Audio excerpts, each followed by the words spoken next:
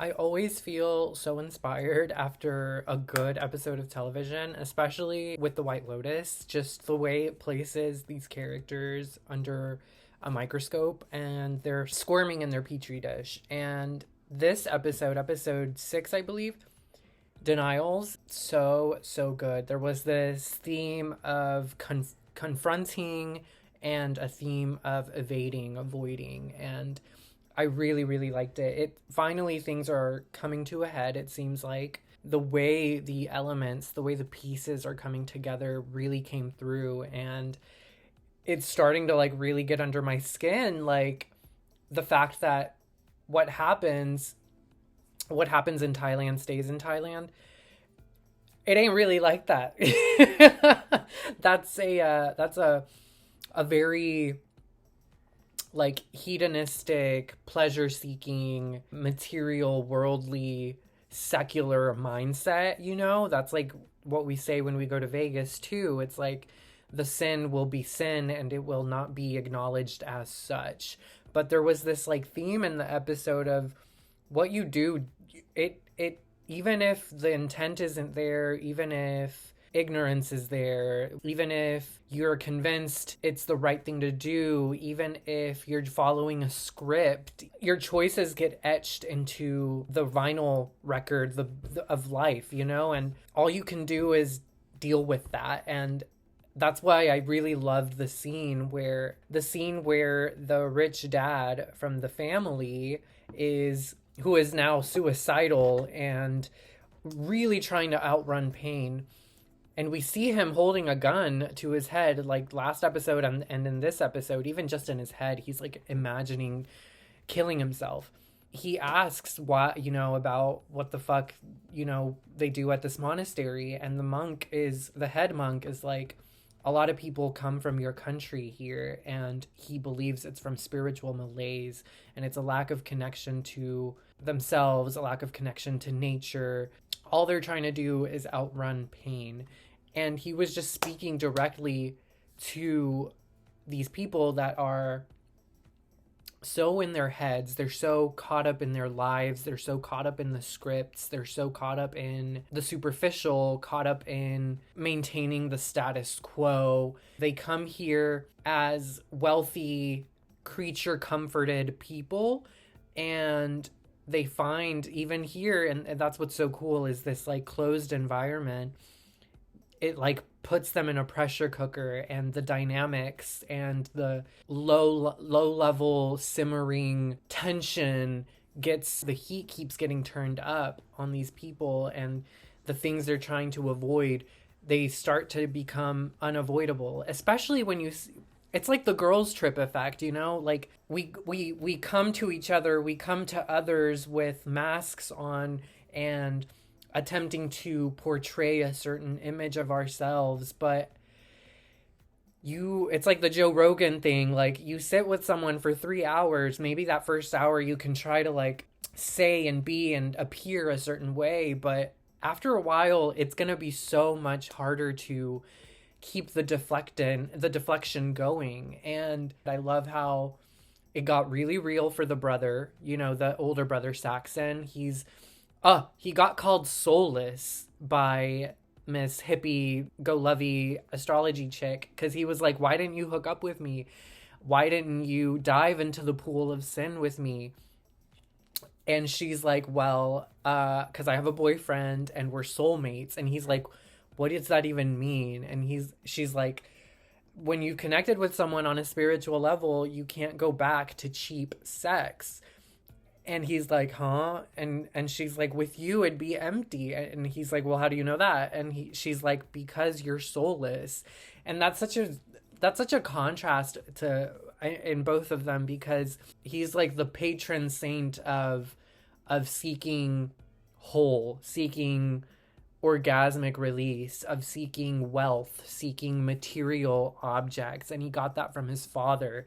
And his father is now facing consequences for choices he's made in the pursuit of further wealth, materials, and creature comforts. And his wife, and Saxon's mom, she reveals to everybody in this episode, or just to her husband, but to us, the audience, that she would rather die than live uncomfortably, than live without the creature comforts. And she kind of like holds that against her daughter. She's like, I will support your desire to come live in a monastery and in this, she calls it grim living conditions. I will support it as long as you can stay here one night and tell me that this is what you really want afterwards. Because she thinks that this, her daughter is so attached and so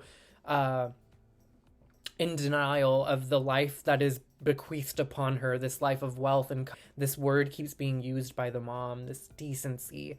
But the mom, in a way, is very kind of rude and indecent at times, and she's kind of ignorant. And the daughter is, instead of running, she's running away from her family, but I like it that she's also running to something. The daughter is running towards something that is going to be more fulfilling. She's trying to detach from she says it to the monk, they what the things they think about and the things they care about, I don't, and I don't want to deal with that anymore, you know. Her values are so much different than her family's values, and I just love that contrast, you know. And then the little brother, he's got his own issues, his own identity issues, his sexuality issues. It's hard to figure him out because it seems like he's lustful for his brother, but he's also willing to be extremely drugged out and having sex with this woman next to his brother. So like maybe he's bi. But anyway, he's lost.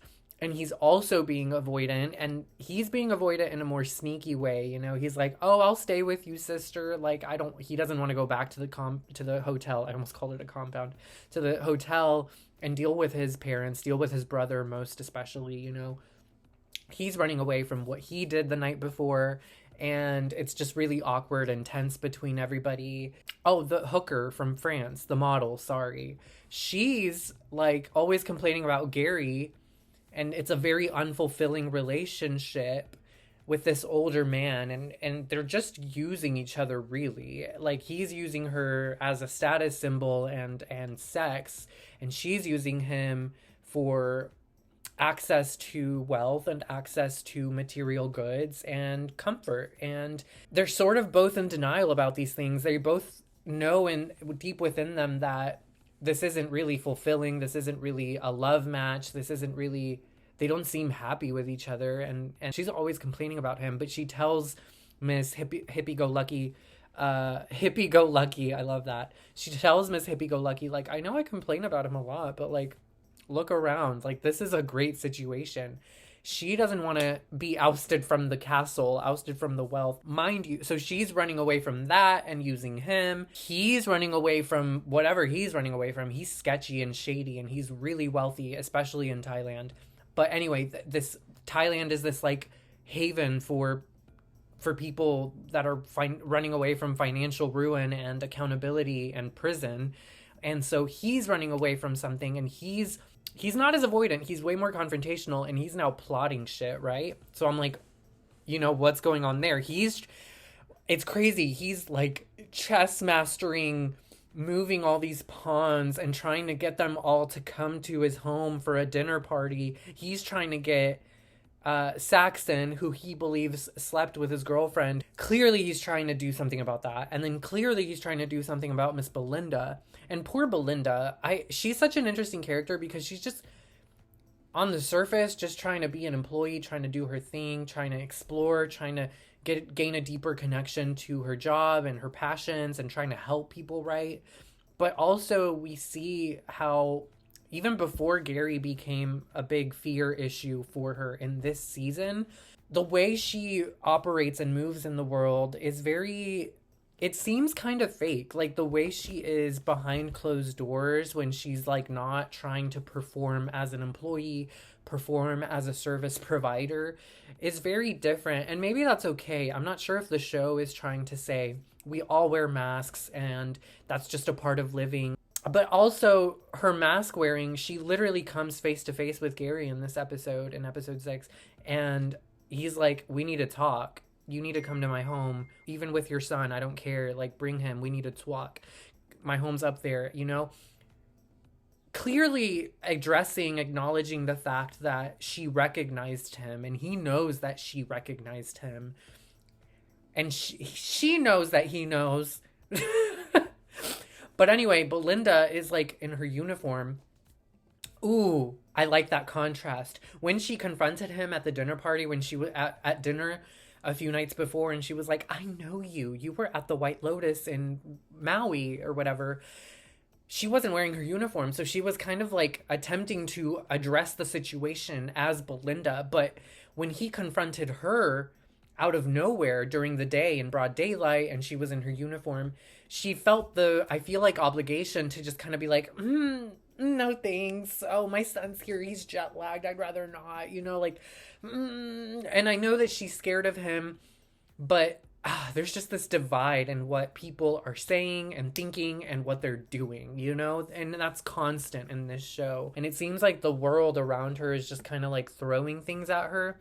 And I think the world is asking her to maybe do it on her own and step into herself and step out of the script of service provider, step out of the script of employee, and step into herself and command her destiny outside of what others do, outside of, you know what I mean? Like, Belinda's journey has been very interesting because, yeah, she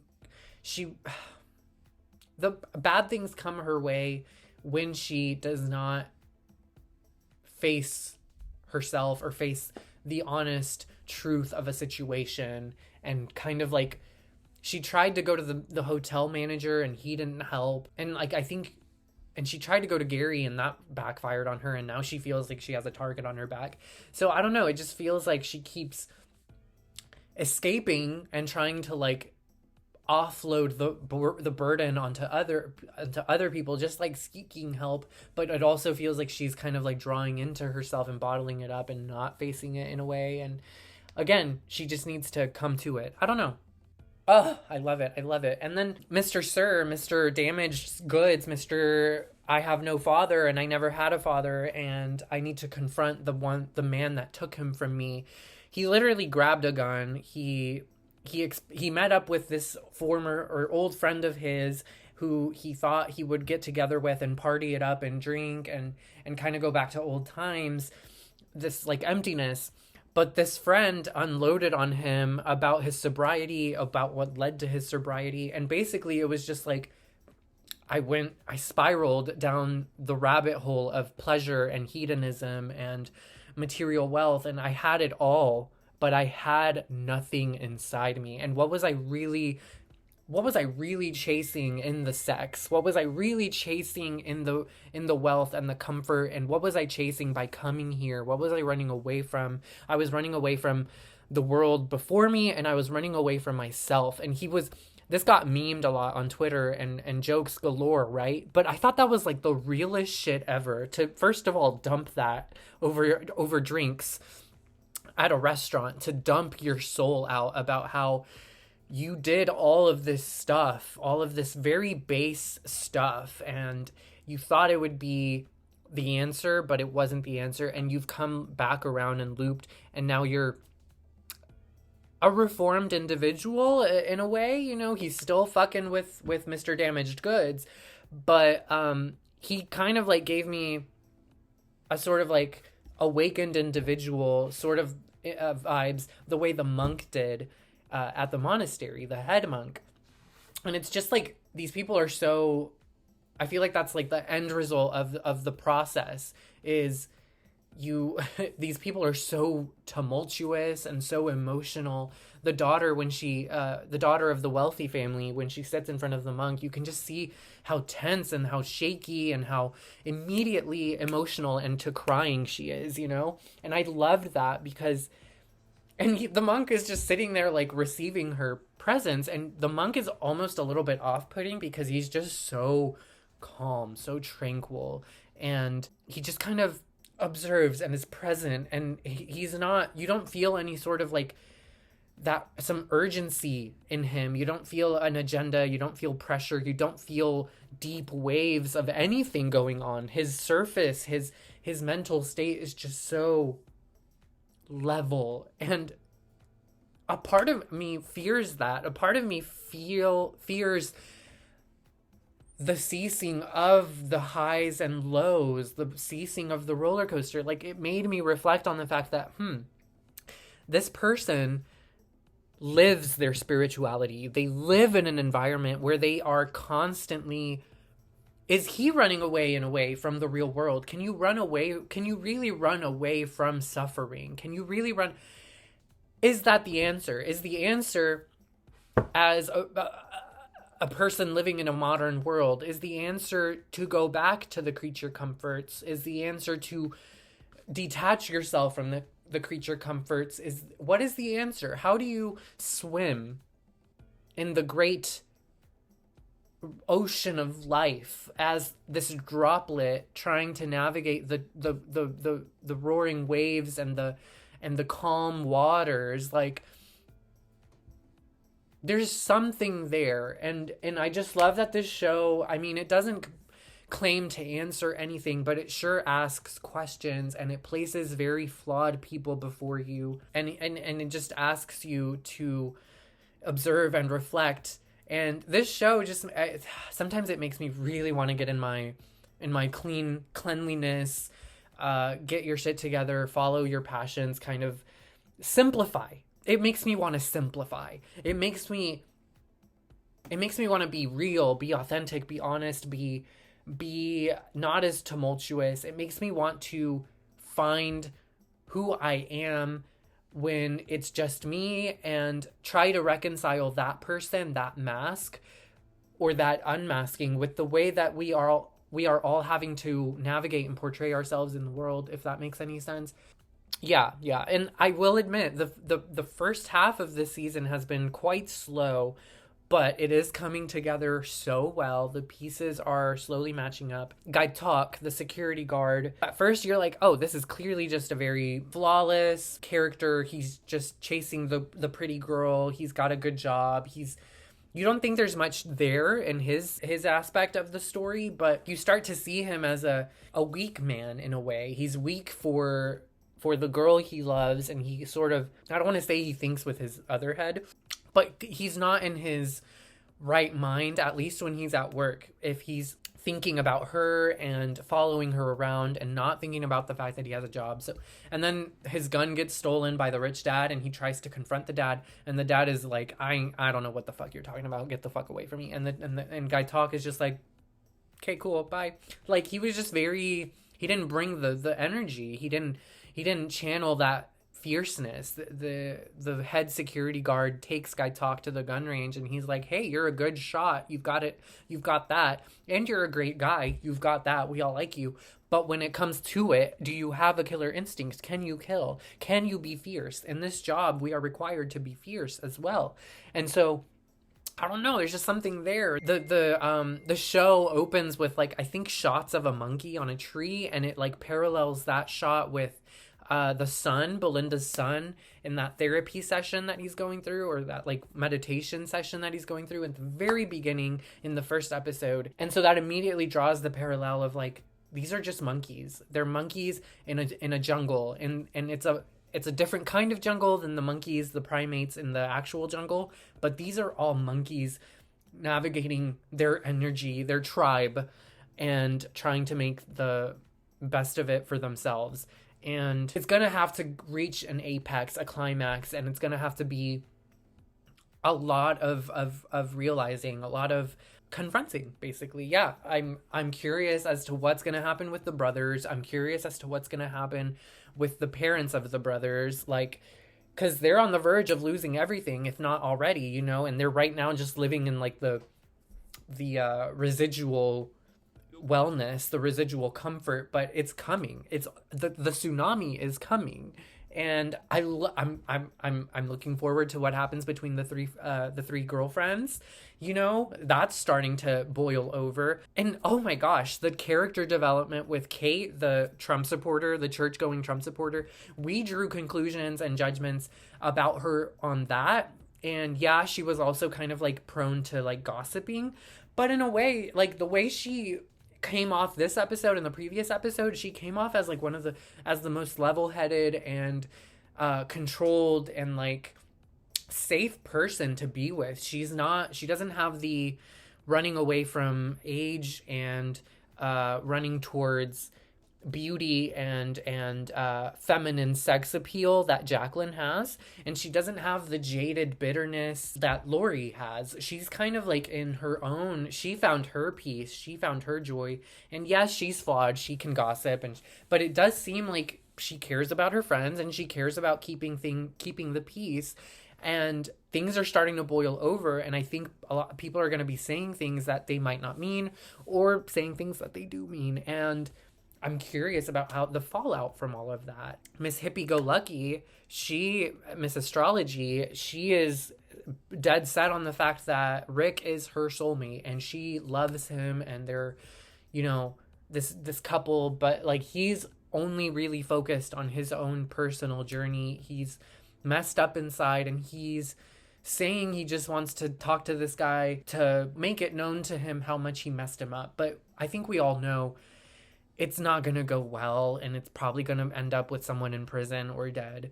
And I don't like that he's roping in his friend, his reformed friend in that, but maybe he is just looking for closure, and maybe he is just looking to face this issue and wanting to move on from it. He's still with his girl, and it doesn't feel like he's using her in the same way that you would see Mr. Gary using Chloe. There's not that same, there's a coldness and a distance there, but it feels a little different. And even though he's always so agitated and exasperated by Miss Hippie Go Lucky, he's still there, and it does seem like he's trying to keep shit together, and he's trying to like please her at the same time. So I want him to be okay. Anyway, yeah. White Lotus, man. I love a character study show. I really do. I really do. I really do. And I'm looking forward to what's going to happen next. How many more episodes are there? How many episodes in season 2? Because we're on 6. 3, or season 2 had 6, I think. Or at least the first episode season had 6 episodes. So I don't know. But anyway, yeah, that's my little rant, my little review of this episode and everything up to this point.